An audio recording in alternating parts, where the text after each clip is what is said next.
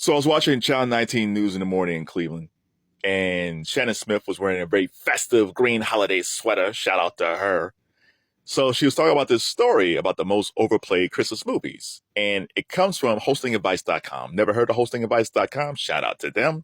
So they polled 3,000 Ohioans. So it's an Ohio-based list. So this is what they thought was the most overplayed Christmas movies. Number 5, Tom Hanks' The Polar Express. Number 4, Jimmy Stewart, It's a Wonderful Life. Number 3, Will Ferrell's Elf. Number 2, A Christmas Story set in Cleveland, Ohio. And number 1, Macaulay Culkin's Home Alone with Joe Pesci. So listen, I was looking at this list. I was like, I don't know if I agree with this list. In fact, there's one movie that is clearly number 1. It is not Home Alone. So let's get into it. So number 5, Tom Hanks' The Polar Express. The Polar Express animated feature. It's Tom Hanks and Robert Zemeckis.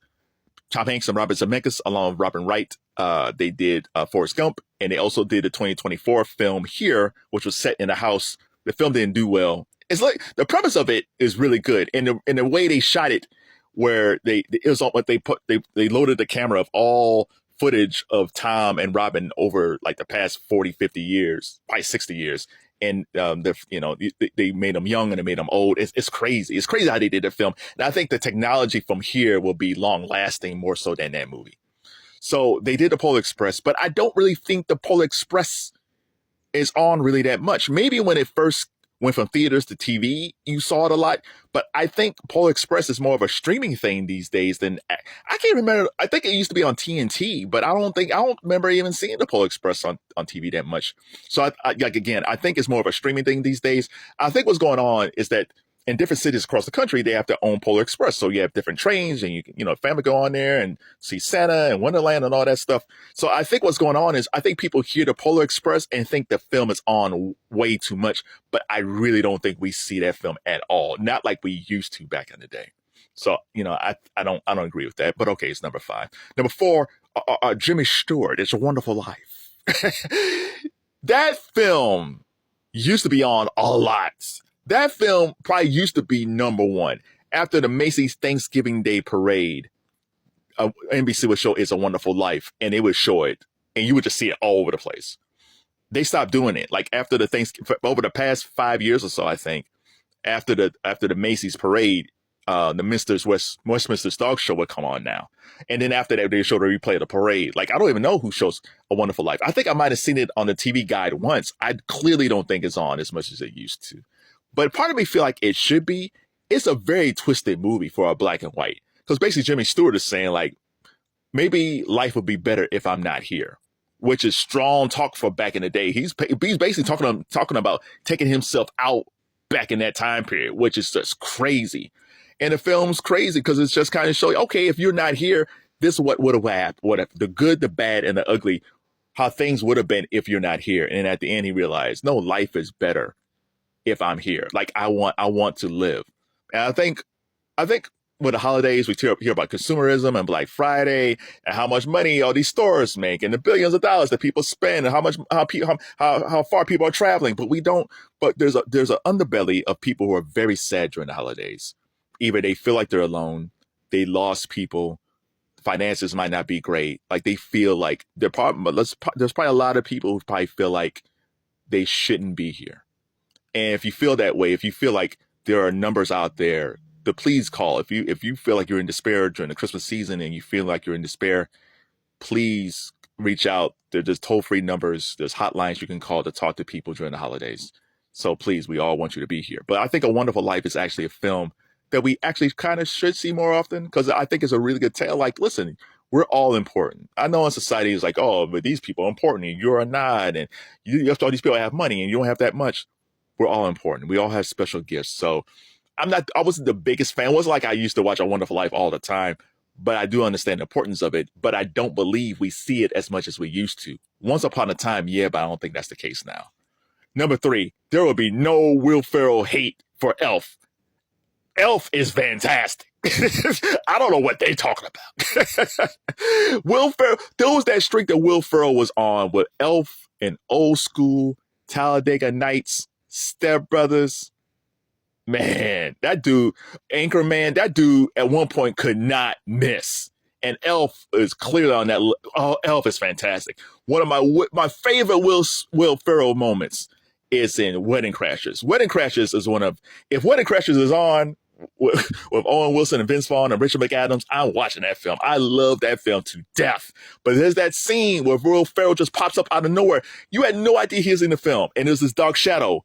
And Owen Wilson's like, who's that guy there? And then all of a sudden, Will Smith comes up with the nunchucks.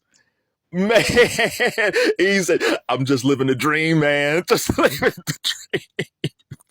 And then he got Mom and the meatloaf. Ma! The meatloaf! I love Wedding Crashers so much. But there's no Elf hate. No. Leave Elf alone. No, we love Elf here. We love Elf and we love Will Ferrell. Number 2, which should have been number 1, A Christmas Story. I'm in Akron. A Christmas Story set in Cleveland. If you're ever in the Cleveland area, they still have the Christmas Story house. I think it's a tourist attraction. It's great. Like I love the fact that people love the film so much. Like the whole, I think one year as a gag gift, I bought my uncle a mini version of the leg lamp. Like I have no hate towards A Christmas Story. However, it is crazy to me that on TNT and TBS, they have it on for 24 hours straight. It's crazy enough that A Christmas Story is on Christmas Day for 24 hours on TNT. But you have it on TNT and TBS. Like, why do 2 channels both have it on for 24 hours as a 24-hour loop? Again, I get it that people love the film, and again, it's a very beloved film, so I totally understand it. Look, it's a good movie. I only seen it like maybe once or twice, but it's a nice, sweet film. But 2 channels on a 24-hour loop? That's a bit much. Now, and to me, it should be number 1, but what happened was remember, it's an Ohio poll, and people in Ohio know that film's on way too much, but again, because it's set in Cleveland, they don't want to put it at number 1, so they put Home Alone at number 1, even though they know Christmas Story should be number 1. The one thing I do like about this story, the same guy that directed A Christmas Story also directed Black Christmas in 1974. Black Christmas, before Halloween, John Carpenter's Halloween, Black Christmas was the precursor to that. You had this psychopath that was in a sorority house on Christmas, and he's killing all these women. It starred Margot Kidder, and the ending scene alone, you're like, oh my God. That film is dark. It is twisted. It is scary. It is sadistic. Man. But the same dude who made this scary movie before Halloween made this fun-loving flick in the 80s that people are beloved. People love A Christmas Story. Man, I challenge you, if you just don't know what to do, watch A Christmas Story, then watch Black Christmas. Or watch 1974 Black Christmas, not the update. That was terrible. Or watch Black Christmas, then watch A Christmas Story. Your mind's going to be like, the same guy did both these films. That's crazy. Okay, number 1, Macaulay Culkin's Home Alone. When people debate if Die Hard is a Christmas movie, I feel the same way about Home Alone. I know it's set at Christmas because you got the whole thing. Was like, Kevin! Like, you got the whole thing. But it's like, I guess it's a Christmas movie, but I don't see it as a Christmas movie because people watch it all the time. People watch Home Alone when it's non-Christmas days. So I don't think it's number 1. I think, to be honest, I think it's one of those films that people just love. And I don't think it's overplayed at all. Here's a good question I like to ask before I go. Which was the worst tormented scene for Joe Pesci? Is it Macaulay Culkin just going after him at Home Alone, setting all those booby traps? Or was it Joe Pesci in Goodfellas? I gotta go with Goodfellas. Because I felt worse for Joe Pesci in Goodfellas than Home Alone. Because in Goodfellas, like, oh no, he's so close. No! Oh, that scene is horrible. You felt so bad because he's like, oh, oh, so bad. So what do you think? What was the worst scene for Joe Pesci? Goodfellas or Home Alone with Macaulay Culkin going after him? So on this list, what do you think is the most overplayed film? Is there a film that they missed that's an overplayed Christmas film? Happy holidays, everybody.